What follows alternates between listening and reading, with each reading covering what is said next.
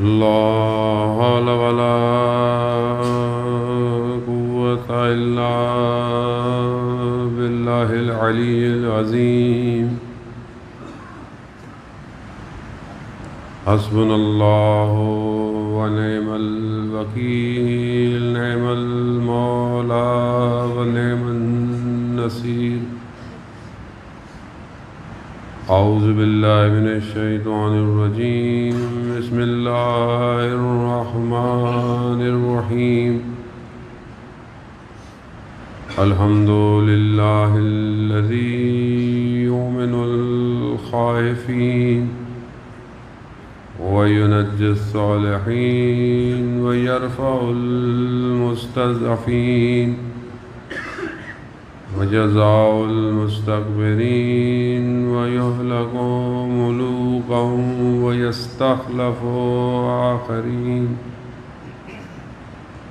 والصلاة والسلام على رسول ثقلين محبوب رب المشرقين والمغربين جد الحسن والحسين نبينا سيدنا بالقاسم محمد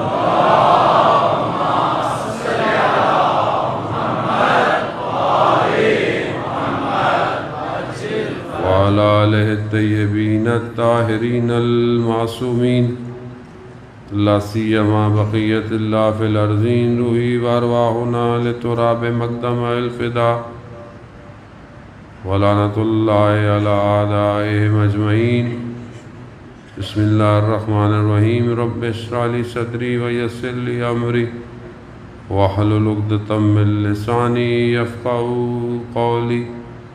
أما بعد، فقد قال الله تبارك وتعالى في كتاب الحكيم والقرآن المجيد: وما خلقت الجن والإنس إلا ليعبدون. صلوات بھیج دو بابا.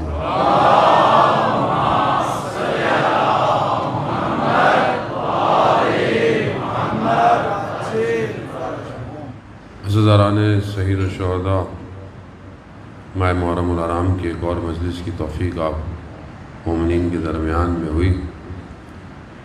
روز جمعہ ہے اور تقریباً اختتام کی طرف بڑھ رہا ہے. ظہور کا متوقع دن، جمعے کے دن انسان کو حد اقل اپنے امام کو یاد ضرور کرنا چاہیے. ویسے تو ہر وقت امام کو یاد کرنا چاہیے، لیکن کیونکہ جمعہ امام سے منسوب ہے اور امام کی زیارت، دعائے ندبہ جتنا ہو سکے بہرحال، کہ کم از کم انسان کو احساس ہو کہ کوئی آنے والا ہے اور نہیں آیا. اس لیے ہماری زندگی کا اصل مقصد اور اصل ہدف امام ہی ہونا چاہیے، کیونکہ جس کے لیے ہم جمع ہوئے ہیں، مجلس سنتے ہیں، کربلا کا ذکر سنتے ہیں. کربلا ایک امام اور ان کے اصحاب کی داستان ہے. ہر زاویے سے آپ کئی سالوں سے اس کو سن رہے ہیں اور تھکتے نہیں ہیں سنتے سنتے بھی، اور پڑھنے والا بھی نہیں تھکتا، اور مختلف جہد سے کربلا کا ذکر کیا جاتا ہے. اور ابھی بھی کربلا کھل نہیں پائی، ابھی بھی جو ہے وہ کربلا پنہان ہے. قلم تھک نہیں گئے، بولنے والوں کے لفظ ختم نہیں ہوئے، اور کربلا ابھی تک جاری ہے. کربلا کی اصل داستان یہی ہے کہ ایک امام ہے اور اس کے گرد میں ان کے پروانے ہیں. اور بار بار ہمیں اسی بات کی طرف دعوت دی جا رہی ہے کہ تمہارا امام بھی زندہ ہے، تمہیں بھی اپنی زندگی ویسی گزارنی ہے جیسے کربلا میں لوگ اپنے امام تک پہنچے تھے. آج ہم اپنی زندگی میں دیکھیں کہ آج ہم اپنی زندگی میں کہاں کھڑے ہوئے ہیں. وہ لوگ کہ جو کربلا پہنچے تھے، میں نے کل آپ کی خدمت میں عرض کیا کہ 3 طرح کے لوگ، ایک وہ جو رشت کر گئے، جن کو امام نے دعوت دی، انہوں نے دعوت کو قبول کیا اور وہ رشد کر گئے، آگے کی طرف بڑھ گئے. خط امام نے خود کئی لوگوں کو خط لکھے تھے. مختلف لوگ ہیں حبیب ابن مظاہر کو جب خط ملا تو حبیب ابن مظاہر نے خط کو دیکھا اور اپنے وجود کے اندر ایک عشق اور محبت کی آگ لگ گئی، اور حبیب ابن مظاہر رکے نہیں، نگل گئے۔ وہیں پر امام نے اور لوگوں کو بھی خط لکھا۔ ایک اور شخص ہے کہ جو مولا متقیان حضرت علی ابن ابی طالب علیہ السلام، اللہم صلی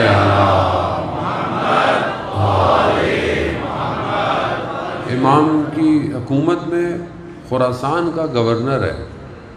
خراسان اس زمانے سے ہی شروع سے ایک فائنینشل اچھی جگہ تھی، تو جب اسے وہاں گورنر بنا کے بھیجا گیا تو کیونکہ وہاں پر لوگوں کے حالات اچھے تھے تو ٹیکس بھی زیادہ دیتے تھے، تو جو مالیات تھی تو دیکھا کہ بیت المال میں پیسہ بہت ہے، تو اس نے اس وقت بیت المال سے جو ہے وہ 3 یا 4 لاکھ درہم چوری کیے، یا یوں کہیں کہ اپنے سیٹ اپ میں ڈال دی، جیسے ہمارے یہاں ڈل جاتا ہے پتہ ہی نہیں چلتا۔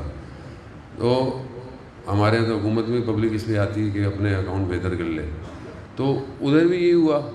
اس نے دیکھا بھئی اتنا مال ہے، تو اس نے جب امام تک یہ خبر پہنچی تو امام نے فوراً ایک تو اس کو ہٹا دیا، بلکہ اس کو سزا دے دی، زندان میں ڈال دیا، اور اس کے اوپر جرمانہ بھی لگا، پیسے سارے واپس کروائے اور الٹا اوپر جرمانہ امام نے لگوایا۔ اب مولا کے چاہنے والے اگر آج ہم ہیں اور کہیں ہماری بھی کرسی ہے تو یہاں تو شاید کچھ نہیں ہوگا، ادھر بہت کچھ ہوگا، تو بہتر یہ ہے کہ وہاں کی فکر کریں، یہاں تو ویسی گزر گئی جو گزرنی تھی، تو وہاں مشکلات زیادہ ہیں۔ امام عدل کا امام ہے، امام ظاہر ہے، امام کیا پارٹی بازی نہیں ہے۔ وہ شخص کا مشہور واقعہ کہ جس نے امام کی بہت تعریفیں کرتا تھا اور کسی معاملے میں پکڑا گیا، تو جب پہنچا تو لوگوں نے بولا مولا یہ تو جان پہچان والا ہے۔ مولا نے کہا جو سزا ہے وہ تو دینی ہے۔ تو امام نے اس کی انگلیاں کاٹ دی تھیں، چور کے لیے انگلیاں کاٹ دیں۔ اب وہ چوراہے پہ جمع ہوا، اس نے خوب شور مچایا۔ دوسری پارٹی والوں نے کہا کہ چلو اب پتہ چلے گا، بہت امام کی مداح کرتا تھا۔ اس کی تو انگلیاں کٹی، اس نے شور مچایا، جب لوگ جمع ہوا تو پھر اس نے بول دیا کہ علی حق کا امام ہے۔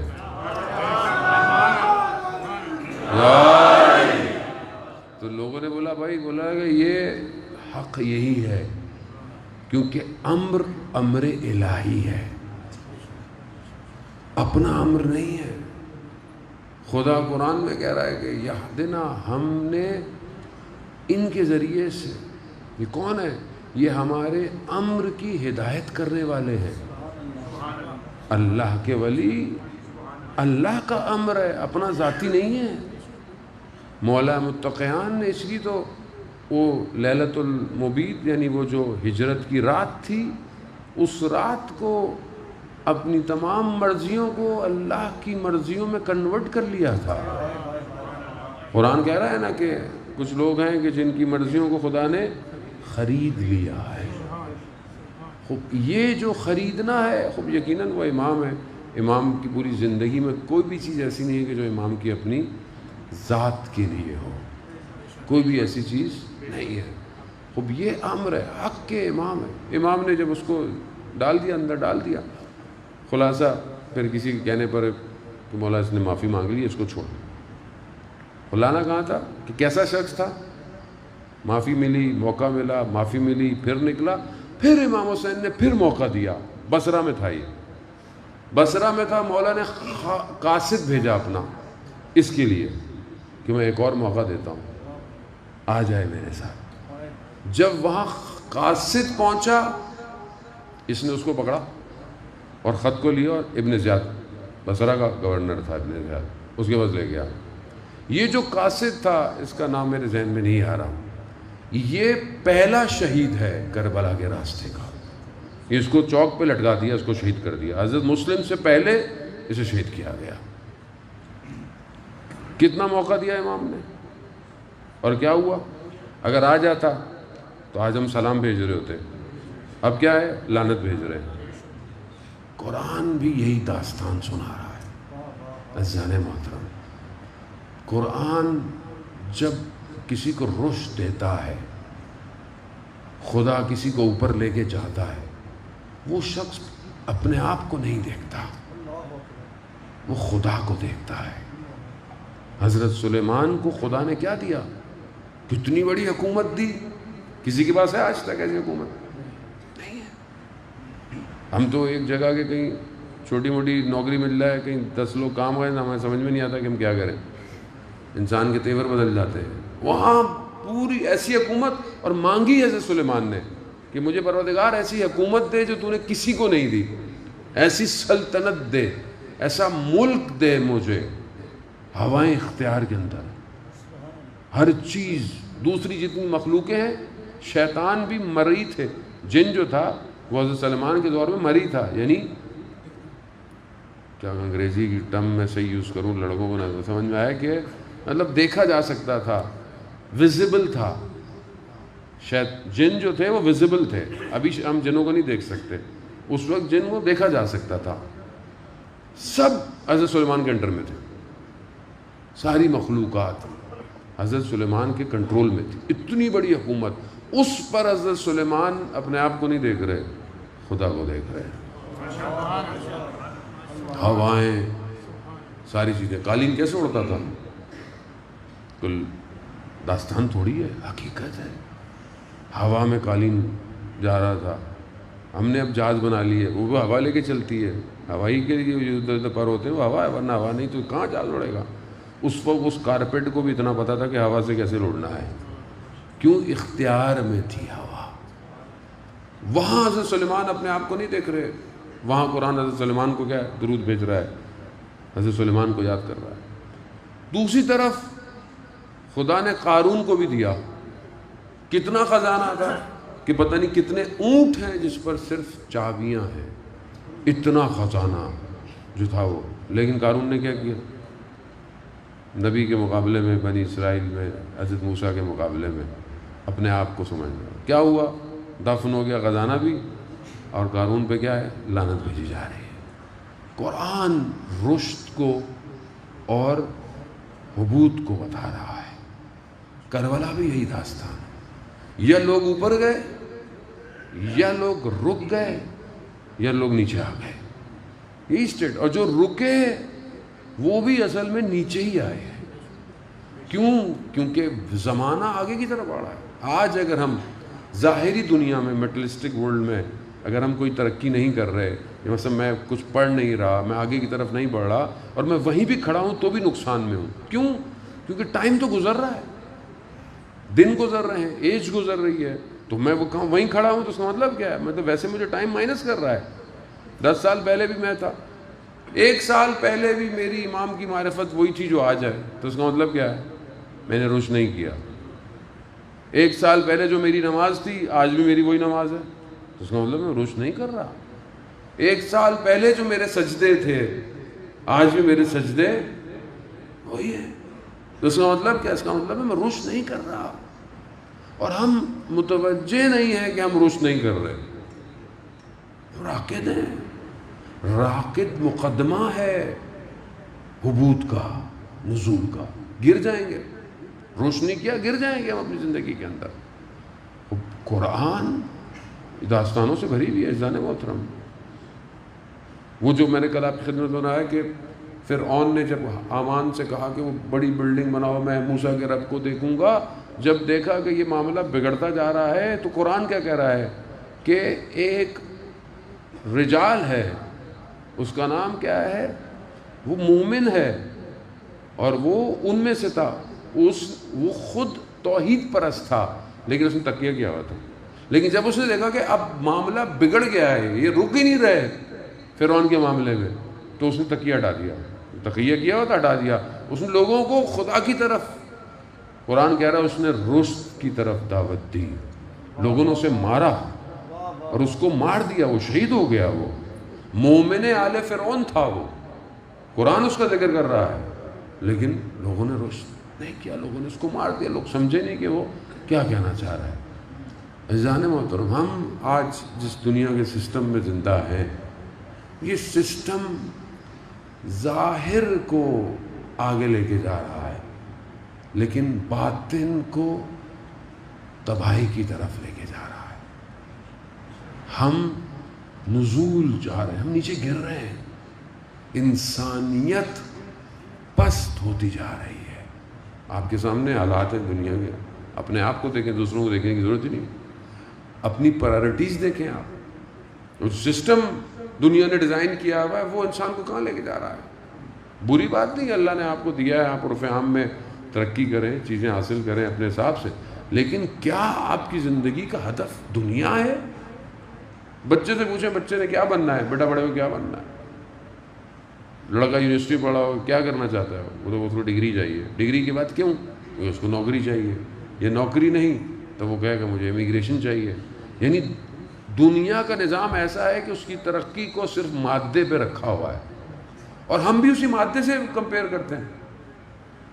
مطلب ہم جب کسی کو دیکھتے ہیں تو ہم بھی بک جو ہے وہ ڈونٹ جج اے بک بائی ہز کور, لیکن ہم بھی انسان کو اس کے حلیے سے, اس کی چیزوں سے دیکھتے ہیں. اندر انسان جتنا بھی کھوکھلا ہو, بات بھی نہ کرنا ہو, کسی سے اگر آپ کو جج کرنا ہے توحید پوچھ لو, توحید کیا ہے, یا خدا کے بارے میں کیا سوچتا ہے, یا آخرت کے بارے میں کیا سوچتا ہے. پتہ چل جائے گا کہ آدمی کتنا گہرا ہے. ہم اور یہ جو سسٹم ہے یہ رشد کے لیے نہیں ہے. کوئی بھی سسٹم رشد نہیں دے سکتا سوائے الہی نظام کے. الہی نظام ہی آیا اس لیے کہ انسان کو رشد دے, انسان کو اوپر کی طرف لے کے جائے, کمال پر لے کے جائے. مولا آئے کربلا اس لیے تھی کہ قیامت تک کے لوگوں کو کمال پر لے کے جائے. اور یہ خدا کی جو بہرحال ہمیں نعمت دی ہے یہ ہے اس لیے کہ ہم رشد کریں, تو ہم اپنی پرٹیکولر زندگی کے اندر اس جانے محترم جائیں. قرآن ایک داستان بتا رہا ہے کہ جیسے مثال کے طور ہم کہیں پہنچتے ہیں, یہاں سے سفر کر کر کہیں پہنچیں اور کسی جگہ پہنچیں, زیارت پہ جائیں, انسان جاتا ہے تھکا ہوا, ہوٹل میں بیٹھتا ہے, ایک دوسرے سے حال احوال پوچھتا ہے. قرآن ایسی ہی داستان ملتی جلتی کچھ 8-10 آیتیں ہیں, اس کے اندر قرآن جو ہے وہ بیان کر رہا ہے. سورہ صافات ہے غالباً, اور آیت نمبر 60 سے لے کے آنورڈ ہے. یہ 7-8 یا 11 آیات ہیں, اس پہ یہ داستان بتا رہا ہے کہ جب یہ سب سفر سے یعنی سارے مراحل سے طے کر جب یہ جنت پہنچیں گے, انشاءاللہ کہ ہم سب جنت پہنچیں گے, جب یہ جنت پہنچیں گے تو یہ ایک دوسرے کے سامنے تختوں پر بیٹھے ہوں گے. آمنے سامنے کہہ رہا ہے کہ یہ مطلب مقابل تختوں بیٹھے ہوں گے, تو یہ ایک دوسرے سے احوال پوچھیں گے.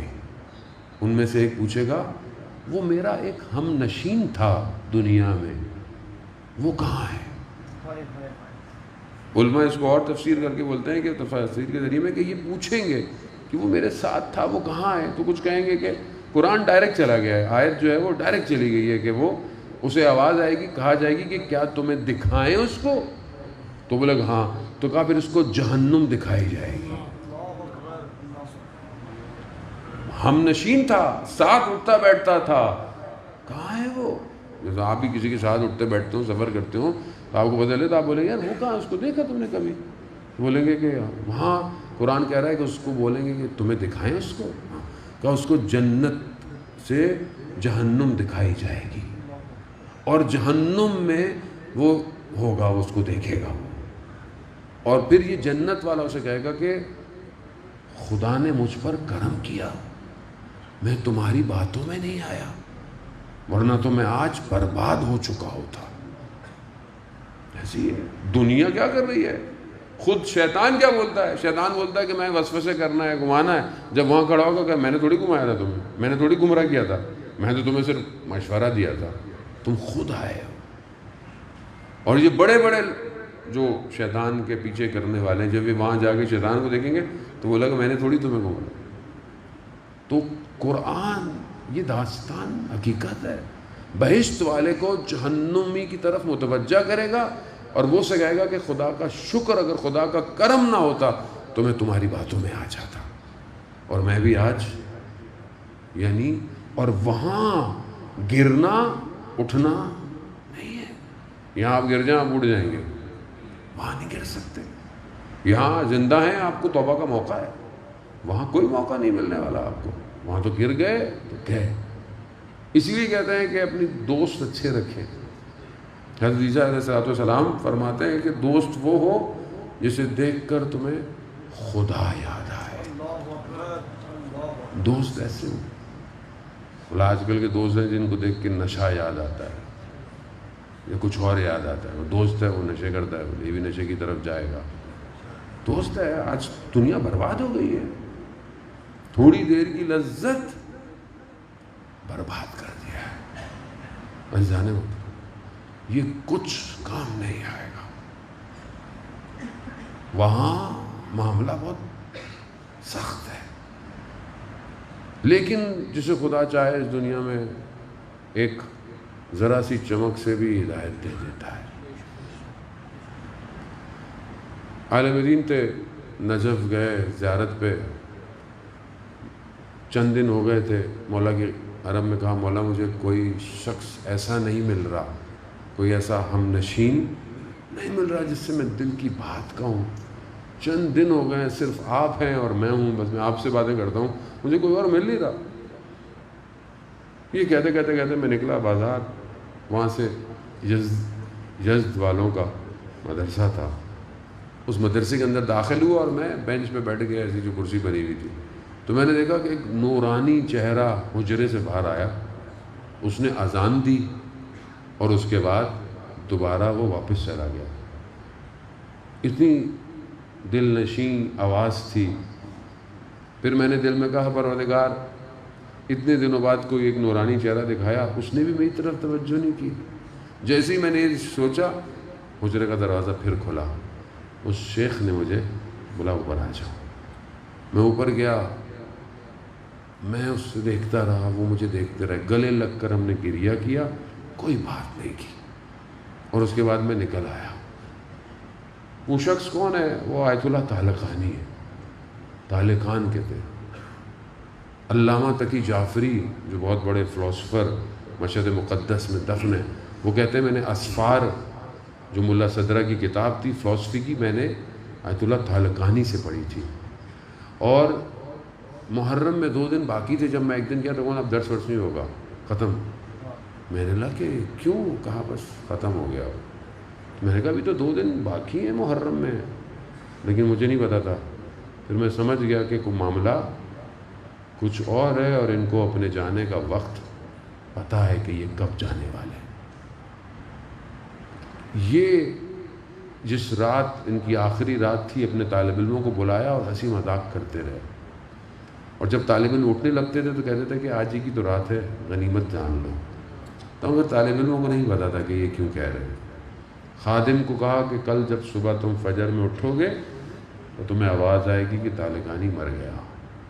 اس نے بھی کہا کہ پتہ نہیں کیوں کہہ رہے ہیں, لیکن وہی وہ جب صبح اٹھا تو اپنے حجرے میں یہ سو رہے تھے, یعنی مر چکے تھے. یہ اس مقام پر آدمی پہنچ جائے کہ جسے پتہ ہو کہ وہ کہاں جانے والا ہے اور کب جانے والا ہے. کیسے؟ طالقان کے قریب گاؤں میں چرواہے تھے, چوپان تھے, جانوروں کو چراتے تھے. کہیں قرآن کی تلاوت ہو رہی تھی. آواز جب کانوں میں ٹکرائی تو وہیں کہا کہ پروردگار تو نے یہ جو نامہ بھیجا ہے دعوت کا, طالقانی کیسے اسے چھوڑ سکتا ہے. واپس گئے, جانوروں کو اس کے مالک کو دیا اور خود کچھ دن اصفہان اور پھر نجف چلے گئے. جانے یہ رشد کا دعوت نامہ, یہ ایک تلنگو, یہ ایک بیداری, یہ سب کی زندگی میں آتی ہے. ہم اپنی زندگی میں ڈھونڈیں کہ آئی تھی یہ چلی گئی یا پھر آئے گی. سب کی زندگی میں ہے یہ. خدا اپنی مخلوق سے محبت کرتا ہے. خدا نہیں چاہتا اس کی مخلوق جہنم کی آگ میں جلے. کیوں؟ پروردگار اگر تمہیں جہنم میں ڈالنا تو میں بنایا کیوں؟ کہا میں جہنم میں نہیں ڈالتا, تم خود اپنی جہنم بناتے ہو. ہم جو کر رہے ہیں یہ سب وہاں جا رہا ہے. اسی لیے نفس جو ہے, نفس دنیا کی طرف تمایل رکھتا ہے, لیکن نفس کا جو ملکوتی چہرہ ہے وہ دوسرا ہے. نفس راقب ہے, یہ بدن کے اوپر سوار ہوا ہے، بدن اس کو لے کے ابھی چل رہا ہے۔ آیت اللہ قاضی طباطبائی جب پہلی دفعہ زیارتوں پہ گئے تو دیکھا وہ جو کاروان والا تھا ان کا جو بھی تھا، اس زمانے میں گاڑیاں نہیں ہوتی تھیں، گھوڑے اونٹ ہوتے تھے، تو جس بھی مہمان سرا پہ پہنچتے تھے یہ کاروان والا سب سے پہلے جانوروں کو کھانے کھلاتا تھا، ان کا خیال رکھتا تھا۔ ایک دن لوگوں نے اسے بولا کہ تم ہمیں چھوڑ کر جہاں بھی پہنچتے ہو سب سے پہلے تم ان کو خیال رکھتے ہو، پانی دیتے ہو، چارہ دیتے ہو۔ تو اس نے کیا کہا؟ اس نے بولا کہ یہ راکب ہے، اگر یہ صحیح نہ ہو تو تم منزل پہ نہیں پہنچ سکتے۔ تو آیت اللہ قاضی کہتے ہیں کہ مجھے ایک نور چمکا کہ یہ بدن راکب ہے روح کا، اسے سالم ہونا ضروری ہے ورنہ روح کمال پہ نہیں پہنچ پائے گی۔ کیوں؟ ظاہری بدن ہے، بولا خیال رکھو، صاف رکھو، نجاست سے دور رہو، حرام سے دور رہو۔ حرام لقمہ روح پر کیسے اثر کرتا ہے؟ تو کر جاتا تو بدن میں نہیں، راکب خراب ہو گیا روح نہیں پہنچ پائے گی۔ عزیزان محترم، ہمیں اگر رشد کرنا ہے تو ہمیں دونوں کا خیال رکھنا ہے۔ میں نے کل بھی آپ کی خدمت میں عرض کیا کہ سرمایہ ہے یہ، اس سرمایہ کو آپ جیسے دل چاہے جہاں دل چاہے استعمال کریں۔ اللہ نے آپ کو شہرت دی ہے، سرمایہ ہے، ڈیزگنیشن دیا ہے، سرمایہ ہے، پوسٹ دی ہے، سرمایہ ہے یہ۔ اس سرمایہ کو آپ رشد کے لیے استعمال کریں گے یا نزول ہونے کے لیے استعمال کریں گے، یہ اب آپ کے اپنے اوپر ہے کہ اب آپ اس کو کہاں لگیں۔ نفس جو ہے وہ اس کا جو ملکوتی چہرہ ہے اسے تربیت کی ضرورت ہے، اسے مہار کی ضرورت ہے۔ جہاں ہم اپنی ذاتی پڑھائی میں، ایجوکیشن میں، یا آپ کا جو پروفیشن ہے، جو بھی چیزیں آپ اس میں محنت کرتے ہیں، آپ اس میں اچھا استاد ڈھونڈتے ہیں، آپ اس کے لیے اکیڈمیاں جوائن کرتے ہیں، آپ کہیں کورس کرنے جاتے ہیں، کہیں ورک شاپ کرنے جاتے ہیں، کیوں؟ کہ بہرحال وہ جو آپ کی اسپیشلائزیشن ہے وہ بہتر ہو اور آپ اس کو یوٹیلائز کریں، مگر یہ سب یہی رہ جائے گا۔ یہ جو باطن ہے اس نے سفر کرنا ہے بہت طولانی۔ قبر میں ڈالیں، ہڈیاں ہیں، سب ختم ہو جائے گا، خاک میں مل جائے گا۔ کیا چیز ہے جو گھومتی رہے گی؟ قبر میں عذاب کس کے اوپر ہے؟ اس کے اوپر تھوڑی عذاب ہے، وہ تو ختم ہو گیا۔ قبر تھوڑی یوں ہو رہی ہے، سخت ہو رہی ہے۔ قبر تو باڈی کو لیتی ہے، روح ملکوت برزخ میں چلی جاتی ہے، اب اس کا حساب کتاب برزخ میں ہے۔ جس کے اعمال اچھے اس کی برزخ بہشت کے باغوں میں سے باغ ہے، اور جس کے اعمال خراب اس کی قبر میں جہنم کی کھڑکی کھلتی ہے۔ یہ جو ٹریول ہے روح کا، اس کا سفر زیادہ ہے۔ امام سجاد علیہ السلام،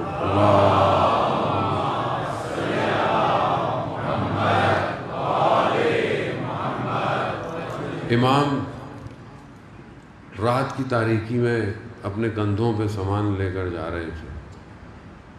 خادم نے کہا مولا مجھے دے دیجئے، میں رات کو امام لوگوں کی مدد کرتے تھے، کھانے پینے کی چیزیں دیتے تھے، جسے کل ماشاءاللہ مجھے بتایا مینجمنٹ میں شبر بھائی نے کہ مومنین نے بہت مدد کی، اور ہم نے مثلا شاید 10 لاکھ روپے ہم لوگوں نے، بے شک ویسے تو این جی اوز بہت ہیں کام کر رہی ہیں، آپ وہاں ڈونیٹ کر سکتے ہیں، لیکن خود آپ کی جو اپنی ٹرسٹ ہے امام بارگاہ ہے، یہ بہت ہیلپ کر رہی ہے، تو آپ اسی کے ذریعے سے یہ باقاعدہ پھر خود چیزیں خریدیں گے اور جا کر جتنا آپ سے ہو سکتا ہے یہ اپنے مومنین کی مدد کریں۔ یہ سیرت معصومین ہے۔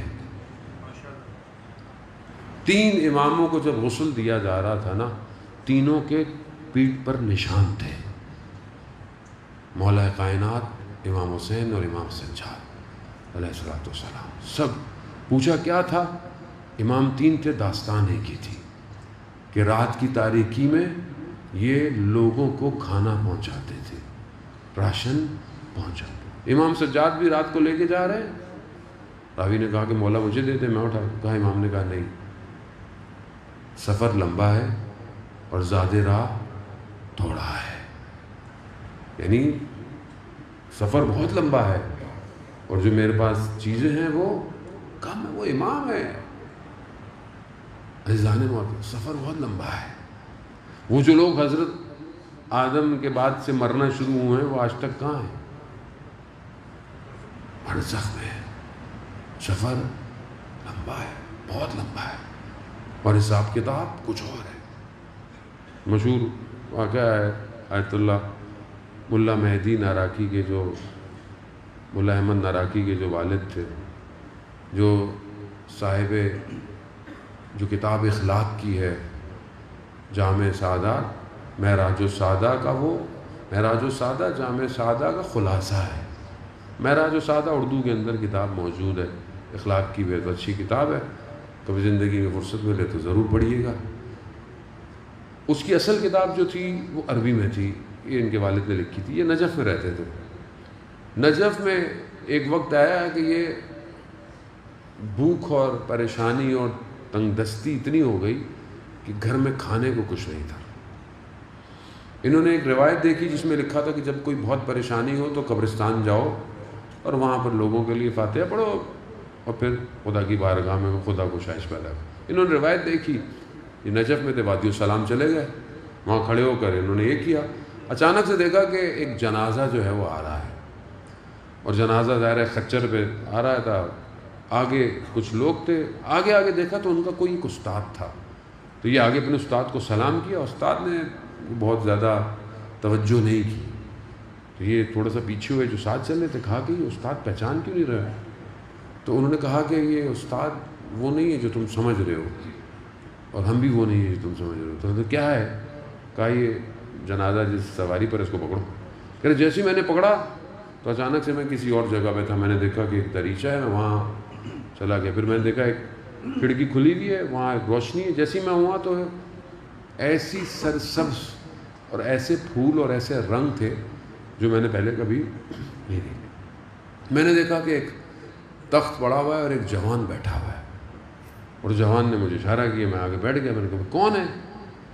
کہا میں وہی ہوں جس کا تم نے جنازہ اٹھایا ہے۔ کہہ رہا کیا مطلب؟ کہتا یہ میں کہیں اور مرا تھا، لیکن مومن کے لیے روایت ہے کہ جو کہیں بھی مرتا ہے اس کی روح کو وادی السلام میں لایا جاتا ہے۔ تو کہتا میں کہیں اور مرا تھا، اور وہ جو تم نے دیکھے وہ ملائکہ تھے، وہ تمہارا استاد نہیں تھا، وہ شکل انہوں نے ویسے بنائی ہوئی تھی، وہ مجھے کہیں اور سے لے کر آئے ہیں۔ یہ بہرحال یہ میرا نیک ویک جو بھی تھا، تو یہ مجھے یہ بھاگ، تو کہہ رہا میں گھوموں پھروں؟ کہاں گھوموں پھرو جائے؟ کہہ رہا میں گھوم پھر رہا تھا کیونکہ ملاکوت تھا، عالم برزخ ہے، وادی السلام ہے، تو وہاں پر ماں باپ کی روح بھی مل گئی، ماں باپ کی وہ بھی وہیں پہ تھی۔ تو ان سے پوچھا اب گھر سے نکلے کیوں تھے؟ بچے بھوکے ہیں، پریشانی، لیکن جب ماحول دیکھا سب بھول گئے۔ لیکن جیسے ہی ماں باپ نے پوچھا بچے کیسے ہیں، تو وہ جو قرب تھا وہ دوبارہ ہو گیا کہ بچے تو بھوکے ہیں۔ تو باپ محسوس کر کے انہوں نے پہچان لیا، تو انہوں نے کہا کہ یہاں وہ جگہ پہ چاول رکھے ہوئے ہیں، لے جاؤ۔ کہا لے جاؤں؟ کتنے؟ کہا جتنے لے کے جا سکتے ہو لے جاؤ۔ ابا پہنے ہوئے تھے، اپنی ابا میں انہوں نے چاول ڈالے، پھر دیکھا وہی دریچہ نظر آیا، گیا، تو اچانک سے دیکھا کہ وادی السلام کے باہر کھڑے ہوئے ہیں۔ یہ داستانیں نہیں ہیں، فیری ٹیلز نہیں ہے، یہ حقیقت ہے۔ یہ آئے، اپنے گھر پہنچے، کھانا دیا، چاول بنتے رہے۔ ایک دن زوجہ نے کہا کہ یہ چاول آپ کہاں سے لائے؟ کہا کیوں؟ کہا جتنے نکالتی ہوں ختم ہی نہیں ہوتے ہیں۔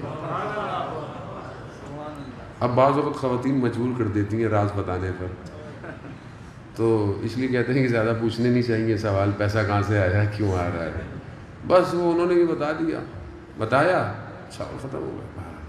لیکن ملاکوت، عالم برزخ ہم خود بناتے ہیں، یہ روح خود جیسی رہے۔ آیت اللہ بہاؤدینی رضوان اللہ تعالیٰ علیہ کہتے ہیں کہ ہماری دھر نجف میں پڑھتے تھے، حوضے میں کچھ ان کے دوست ایسے تھے کہ مولا نے کرم کیا ہوا تھا کہ ہمیں نا برزخی شکلیں نظر آتی تھی لوگوں کی، اچھا عالم برزخ جو ہے وہ مرنے کے بعد نہیں ہے، وہ پیرلل ہے، یعنی ہم سب جو ابھی بیٹھے ہوئے ہیں نا، ہم سب کا برزخ ہے.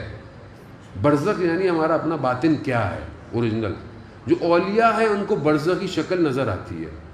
تو آیت اللہ بہاؤالدینی کہتے ہیں ہمیں اتنی برزخی شکل لوگوں کی آتی تھی کہ ہم نے خدا کو بولا کہ ہمارے لیے مشکل ہو گیا ہے باہر نکلنا، کیونکہ میں آپ کو نہیں خدا نہ خواستہ کہہ رہا، میں اپنے آپ کو کہہ رہا ہوں، میری برزخی شکل انسان نہیں ہے. میرا جیسا عمل ہے ویسی میری برزخی شکل ہے. نارمل شکل جانور کی ہے، انسان کی. انسان ہونا ساری محنت اس کی ہے. جیسے جو مرتا ہے، جس حالت میں مرتا ہے ویسی اس کی برزخ آن ہو جاتی ہے. یعنی یہ بالکل ویسی ہی ہے جو آپ ڈالتے رہیں اکاؤنٹ میں ڈالتے رہیں اور ایک دن آپ کو پیسے یوز، جو آپ نے بنایا ہے یہ ویسی ہے، ایز اٹ از ہے. ابھی بھی ہم سب کی برزخی شکل ہے. ابھی آیت اللہ بہجت آ جائیں تو ان کو سب نظر آئے کہ ہم لوگ اصل میں اندر سے کیا ہے. ہم بھی اپنے ایسے اساتذہ کے پاس درس پڑھتے رہے کہ جو اکثر آنکھیں بند کر کے بیٹھتے تھے کیونکہ انہیں ہماری شکل نظر آ رہی ہوتی تھی. لیکن شروع میں ہمیں ڈر لگتا تھا کہ ان کو پتہ چل جائے گا کہ ہمارے اعمال کیا ہیں. تو پھر ایک استاد نے بولا کہ یہ ڈاکٹر کے پاس بیماری چھپاؤ گے تو کبھی علاج نہیں ہوگا. روحانی ڈاکٹر کے پاس بیماری جاؤ گے تو تمہارا علاج کریں گے. لیکن بعض ہر الادب کا تقاضا. آیت اللہ بہجت اس لیے کہتے تھے کہ میرے پاس آؤ تو استغفار کر کے آیا کرو، اور یہ ضروری ہے. تو اس لیے رشد اس باطن کو دینا ہے عزیزان محترم. اور یہی امام جو نگاہیں ڈال رہے ہیں نا ہمارے اوپر، اصل میں امام ہمارے باطن کو دیکھ رہے ہیں. امام کو ہمارا باطن نظر آتا ہے. امام یہ نہیں دیکھتے کہ ڈیزگنیشن کیا ہے، پوسٹ کیا ہے، کہاں کا رہنے والا ہے. نہیں. آیت اللہ شمس الدین اپنی کتاب میں ایک شخص کو بارے میں بیان کرتے ہیں کہ اس نے اس کی اولاد نہیں ہوتی تھی. اس نے ہر جگہ چلا گیا، اس کو اولاد نہیں ہوتی تھی. اس نے بہت توسل کیا تو اسے امام کی طرف سے پیغام آیا، فلانے شہر فلانے شخص فلانی دکان والے کے پاس چلے. یہ ڈھونڈتا اس شہر پہنچا. اس شخص سے پہنچا، بہت چھوٹی سی دکان تھی، تلائیاں سیتے تھے، جو چھوٹی سی دکان تھی. اندر گیا، جیسے اندر آیا اس نے اس کو نام سے پکارا اور کہا کہ جاؤ تمہارا کام ہو گیا. اب یہ کہہ رہا ہے میں اتنی دور سے آیا، اتنی مشکل، یہ کہہ رہا ہے کام ہو گیا. کہہ رہا میں رک جاؤں تھوڑا. ہاں رک جاؤ. کہا میں اس کا مہمان بن گیا. اب میں نے اس کو کھانا دیکھا تو روٹی اور دہی، لیکن میں نے اس سے لذیذ کھانا نہیں کھایا تھا کبھی، حالانکہ خود بہت بڑا امیر آدمی تھا. جب رات ہوئی تو کہا کہ مہمان ہوتے ہوئے مہمان کا حق ہوتا ہے. کہا ہاں. کہا میں یہ پوچھ سکتا ہوں تمہیں یہ مقام کیسے ملا؟ اس نے بولا بھائی دیکھو تمہارا کام ہو گیا ہے، اب تم چلے جاؤ، تمہیں اس سے کیا کہ مجھے یہ مقام کیسے ملا؟ اس نے بولا نہیں، یہ بہرحال حق تو بنتا ہے. خیر اس نے بڑے منتیں ترلیں کی اور جب تک کہا کہ میں زندہ ہوں پھر نہیں. تو اس نے بولا کہ میری تو یہی دکان تھی، کیونکہ پرانا زمانہ تھا، حکومت غاصب حکومت تھی، شاہ کا دور تھا. تو کہا کہ سامنے ایک جو یہاں کا گورنر جو تھا اس کا ایک نگہبان تھا، ایک سیکیورٹی والا جوان لڑکا تھا. وہ میرے پاس آتا تھا اور اس نے مجھے کچھ پیسے دیے تھے کہ ان پیسوں سے گندم خریدنا اور میں تم سے صرف 2 روٹیاں لینے آؤں گا. میں اس کی نوکری تو کرتا ہوں مگر میں اس کا کھانا نہیں کھا سکتا، یہ غاصب ہے. روٹی میں اپنے پیسوں کی جو بھی ہے میں کھاؤں گا. کہتا ہے ایک دن وہ میرے پاس آیا، اس نے بولا کہ میں کچھ دن بعد مر جاؤں گا، تو تم ایک کام کرنا، تمہارے پاس کچھ لوگ آئیں گے تو اس وقت تم مجھے دفنانے کا یہ سارا انتظام میں تمہیں دے کے جا رہا ہوں. ایسے ہی ہوا. کچھ دن بعد اس نے دیکھا کہ وہ غائب ہے، پتہ چلا کہ وہ مریض ہو گیا ہے. اس کو کوئی لوگ آئے، مریض ہو گئے. پھر کچھ دن بعد 2 لوگ آئے، انہوں نے کہا کہ اس کا انتقال ہو گیا ہے، اس کو غسل کفن دے دو. کہہ رہے یہ میں پریشان تھا کہ بہرحال یہ کون ہے. پھر اسی رات کو وہ 2 لوگ آئے، کہا کہ ہمارے ساتھ چلو. مجھے لے گئے، میں چلا گیا. میں جہاں رہتا تھا میں جانتا تھا، لیکن ایک عجیب سی جگہ تھی کہ میں نے کبھی دیکھی نہیں. کچھ لوگ جمع ہیں اور ان میں ایک بہت نورانی شخصیت کھڑی ہوئی ہے اور سب ان کی باتیں سن رہے ہیں. باتیں کرتے کرتے انہوں نے کہا کہ اس جگہ کی وہ جو جوان کو نوکری دی ہوئی تھی وہ نوکری اس کو دے دو، اس کو دو. اب یہ سمجھا کہ پتہ نہیں وہی جو نوکری کرتا تھا، وہ ڈیوٹی کرتا تھا، وہ کہا نہیں میں ان کے یہاں نوکری نہیں کروں گا. کہنا نہیں، یہ وہ والی نوکری نہیں ہے، یہ امام کی نوکری ملی ہوئی تھی اس کو. تو کہا بس اس دن سے مجھے نوکری ملی ہے، مجھے جو نوکری کا پیغام آتا ہے میں اس کو انجام. تو امام نے جو تمہیں میرے پاس بھیجا ہے، میری نوکری امام کی ہے. عزیزان محترم، امام یہ نہیں دیکھتے کہ چھوٹا ہے، بڑا ہے، فقیر ہے، امیر ہے. امام باطن کو دیکھتے ہیں، باطن. ایک روٹی کھاؤ مگر حلال کی، دسترخوان بھرا ہو اور اسراف ہو، ہمسایہ بھوکھا ہو، رشتہ دار تنگ دست ہو، فائدہ کچھ نہیں ہے. باطن صاف کرنا ہے، خوب اسی ہی کی ہے. بہرحال عزیزان محترم، شخص ہے جو حکومت میں ہے اور امام جعفر صادق علیہ السلام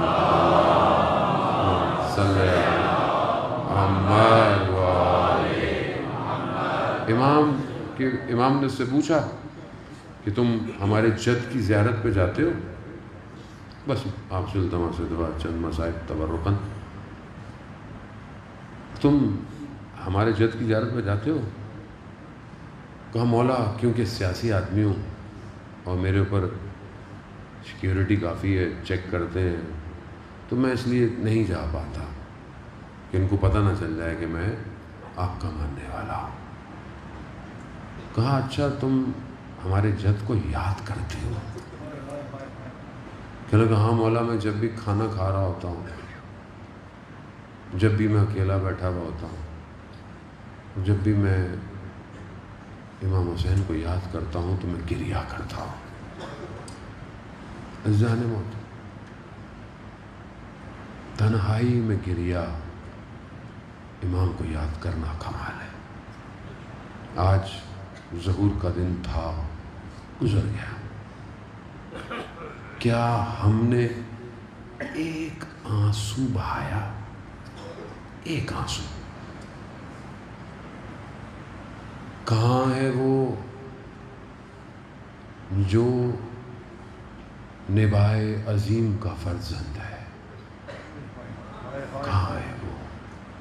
کہاں ہے وہ جو طٰہٰ اور یاسین کا فرزند ہے؟ کہاں ہے وہ جو خورشید اور ستاروں کا فرزند ہے؟ کہاں ہے وہ جو سیاروں کا فرزند؟ کہاں ہے وہ؟ کہاں ہے وہ یوسف زہرا؟ یہ نطبہ ہے. کہاں ہے جو زمین اور آسمان کے متصل ہونے کا سبب ہے؟ عزیزون الیہ متی ترانا و نراک. میں پوری مخلوق کو دیکھتا ہوں مولا، مگر آپ کو نہیں دیکھ رہا. آپ اس وقت زمین کے کس حصے پر، کس زمین کے ٹکڑے نے آپ کو اٹھایا ہوا ہے؟ کہاں ہے وہ؟ وہ بہت ضروری ہے. گزشتہ امام پہ گریہ ضروری ہے، سید الشہداء پہ گریہ، بہشت گریہ، جہنم سے نجات ہے. اپنے امام پر گریہ، اپنے امام کی یاد میں گریہ، یہ کہاں ہے؟ ہم کتنا اپنے امام کو روتے ہیں. اس کی وجہ یہ ہے کہ ہمارا باطن مشکل میں، یہ رکاوٹیں، یہ زنگ لگا ہوا ہے. یہ زنگ تڑپنے نہیں دیتا. ذرا سا انسان صاف ہو جائے. آیت اللہ ناصری جن کا آج انتقال ہوا، اللہ اکبر، کیا امام زمانہ سے عشق تھا. مجھے تو آج بھی ایسا لگا کہ وقت قریب آ گیا ہے، یہ لوگ جانا شروع ہو گئے ہیں تیزی سے. یہ وہ لوگ تھے کہ جنہوں نے ہمیں امام کی طرف متوجہ کرایا. اصفہان کے استاد اخلاق تھے. مشہور ہے، یہ کہتے تھے کہ رات کو سونے سے پہلے وضو کر کر مصلی میں بیٹھا کرو اور امام سے باتیں کرو. یہ آیت اللہ ناصر انہیں کا تھا کہ امام سے باتیں کرو. کیا ہم باتیں کرتے ہیں امام سے؟ پھر کس امام کو دعوت دیتے ہیں؟ الجل الجل. کہاں آئے؟ جب آج میرے پاس امام سے بات کرنے کا ٹائم نہیں ہے. ہفتے میں ایک دن کچھ منٹ میں اپنے امام سے بات نہیں کر سکتا تو میں کل امام کے پاس جاؤں گا؟ آپ بولے جی میں بہت محنتی ہوں، میں بہت یہ ہوں، مجھے یہ آتا ہے، وہ آتا ہے، یہ خود وہ آتا ہے، آتے سے تھوڑی ہوگا. کچھ کریں گے تو کوئی کمپنی آپ کو نوکری دے گی نا. میں یہ کر سکتا ہوں، میں وہ کر سکتا ہوں، تو بھائی آپ کر نہیں سکتے. آپ کی ایکسپیرینس کیا ہے؟ آج آپ چھوٹی سی نوکری لینے جائیں تو آپ کا ایکسپیرینس مانگتا ہے وہ. تو آپ کو کتنا تجربہ ہے؟ تو آپ امام کو کیا تجربہ دیں گے؟ مولانا نے آپ کو یاد کر تو کب یاد کیا تم نے مجھے؟ کتنا یاد کیا تم نے مجھے؟ کب تم نے میرے لیے آنسو بہائے؟ کب تمہارا وجود میرے وجود کے لیے تڑپا؟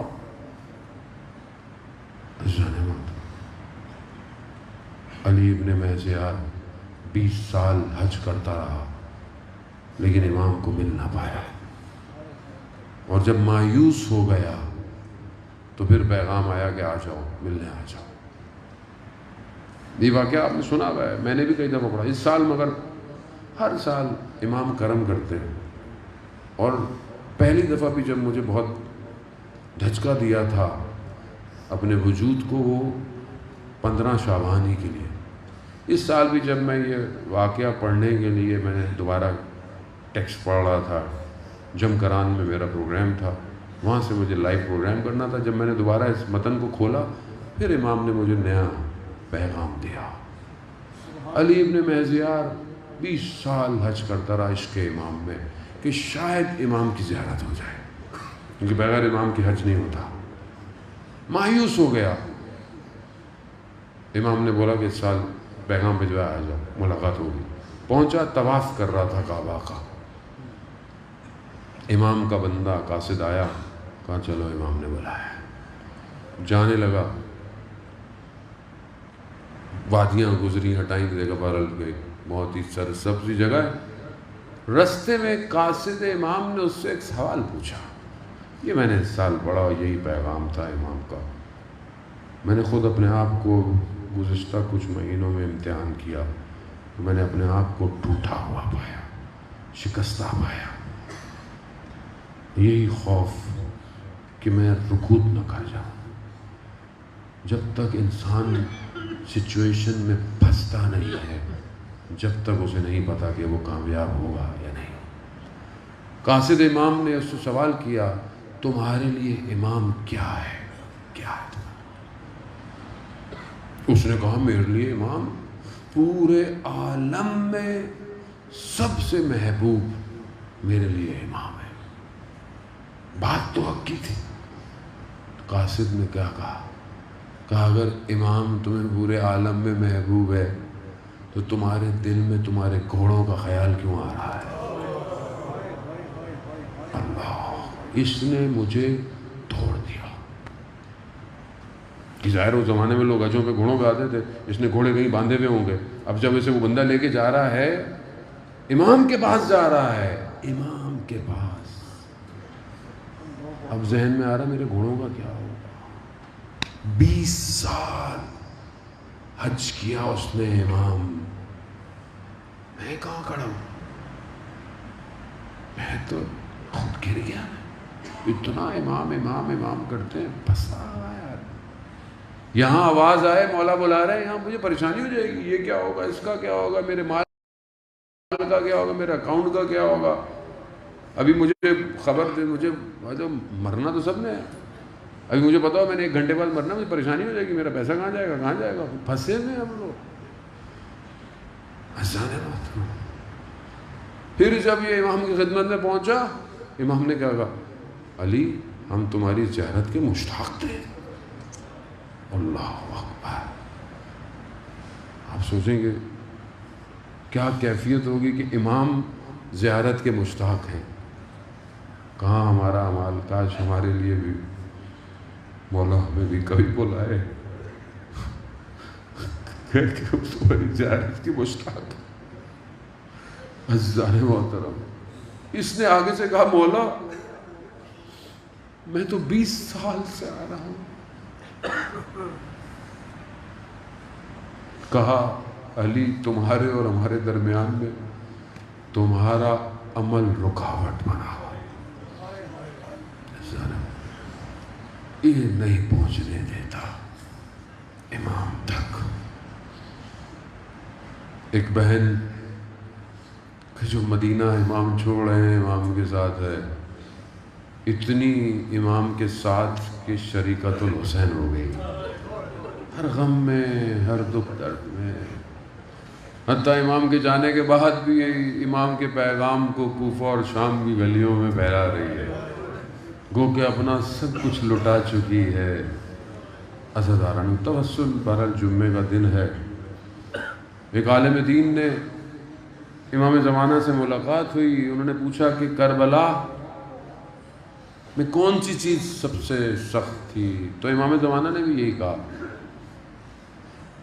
میری جد پھپھی کی جو مصیبت تھی وہ سب سے سخت. ام المصائب اتنی مصیبتیں بچپن سے مصیبتیں. ماں کے اوپر جلتا ہوا دروازہ دیکھا تھوڑی مصیبت ہے. ماں کو دیکھا دیوار کے سہارے سے چلتی ہے. اللہ. رات کی تاریکی میں ماں کا جنازہ دیکھا. 19 رمضان کو دیکھا کہ بابا کے سر پر ایک رومال بندھا ہو. مدینہ میں بھائی حسن کے کلیجوں کے ٹکڑوں کو یہ مصیبتیں. اور پھر مدینہ جب مولا جا رہے تھے تو مولا نے کہا کہ میں مدینہ چھوڑا ہوں. کہا بھائی مجھے بھی جانا ہے. کہا شوہر سے جا رہی تھی. جب اپنے شوہر کے پاس پہنچی تو مریض ہیں. انہوں نے دیکھا کہ آنکھوں سے آنسو گر رہے ہیں. کہا کیا ہوا زینب؟ کہا بھائی شہر چھوڑ رہا ہے اور آپ جانتے ہیں میں حسین کے بغیر نہیں رہ سکتی. کہاں جائیں تو ہمارا پہلے سے طے تھا کہ آپ جائیں اور یہ میرے 2 بچے بھی لے جائیں. جب ضرورت پڑے تو حسین پر قربان کر دیجیے. عزادار ہر جگہ بھائی کے ساتھ ساتھ ہے. ہر جگہ مقاتل بیان کرتے ہیں کہ جب بھی کسی بدن کو لے کر امام آتے تھے بی بی زینب پہلے سے کھڑی بھائی کا ساتھ دے. بعض مقتل تو یہاں تک بیان کرتے ہیں اور علماء پڑھتے بھی ہیں کہ جب حضرت علی اکبر گرے ہیں تو امام سے پہلے بی بی زینب پہنچی کیونکہ بی بی جانتی تھی نا کہ میرے بھائی کو بیٹا کتنا عزیز ہے. وہاں امام نے واپس بھیجا ہے کہ نہیں آپ جائیں آپ خیموں کو چھوڑ. مولا جانتے تھے کہ زینب خیموں کو چھوڑنے کا وقت ابھی تھوڑی دیر ہے. عزاداران جب اپنے بیٹے دیے تو خیموں میں سر سجدے میں پروردگار 2 نشانیاں بھیجی ہیں قبول کر لیں. اور جب میرے مولا ان 2 شہزادوں کو لے کر آئے تو بہن کو نہیں پایا. لوگوں نے سمجھا خیموں میں گری پڑی ہوں گی گریا کر رہی ہوں گی. جب دیکھا تو سر سجدے میں. کہا انہوں محمد آ گئے. کہا آ گئے. جب جا کر دیکھا تو دونوں کے بدن پڑے ہوئے. بی بی نے دونوں کو کنارے لگایا سر سجدے میں رکھا. پروردگار تیرا شکر تو نے میری قربانی کو قبول کیا. عزاداران محترم مصیبت آپ سنتے رہتے ہیں. شب عاشور بہن بھائیوں کی گفتگو ہے. روز عاشور بہن کا بھائی سے وداع ہے.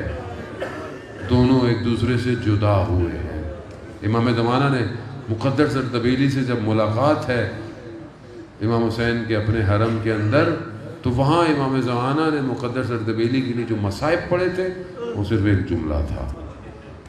کہا تھا میرے جد میرے مولا حسین نہ یہ مقدر زردبیلی جانتا ہے نہ اس کے شاگرد جانتے ہیں وہ ایک لمحہ جب آپ اپنی بہن سے جدا ہوئے وہ نہیں جانتا. بس جدا ہوئے عزیزداران محترم، نہیں پتا مقتل خاموش ہے، کیا باتیں ہوئیں کچھ نہیں پتا، بس اتنا پتا ہے کہ جب امام کی سواری چل رہی تھی تو ایک جملہ مقتل نے بس لکھا ہے کہ بہن نے وہ جملہ ادا کیا، محلن محلن یبن زہرا، آہستہ چلو زہرا کے لال۔ بس عزیزداران محترم، بس ماں کی آخری کمائی لٹتی ہوئی نظر آ رہی ہے کہ اب بھائی گیا واپس نہیں آئے گا۔ حضرت چند قدموں کے فاصلے، خدا آپ کو کربلا کی زیارت نصیب کرے، چند قدموں کے فاصلے پر تل زینبیہ سے یہ بہن اپنی ماں کی چکیاں پیسنے والی قربانی کو دیکھتی، شمرن جالسن علی صدر، شمر سینے پہ بیٹھا ہو۔ بس میں اور آگے روز عاشور کے مصائب نہیں پڑھوں گا، بس دن گزر گیا، وقت گزر گیا۔ 11 محرم کو جب اس کاروان کو گزارا ہے، ماں نے اپنے لخت جگر کے بدنوں کو دیکھا، پامال ہوئے ہوئے، شب عاشور تھی نا، رات گزر گئی پتہ نہیں چلا بدنوں کے ساتھ کیا ہوا، جب دن میں دیکھا ماں نے اپنے ٹکڑے کیسے بکھرے پڑے، برداشت نہ ہوا، کوئی کہیں گرا کوئی کہیں گرا، مگر زینب ایک ایسے بدن پر گری جس کا سر موجود نہیں ہے، جس سے پتہ نہیں چل رہا، خاک اور خون میں اتنا غلطیتا ہے کہ کوئی پہچان نہیں پایا، مگر زینب گری کیونکہ زینب جانتی تھی یہ خوشبو حسین کی ہے۔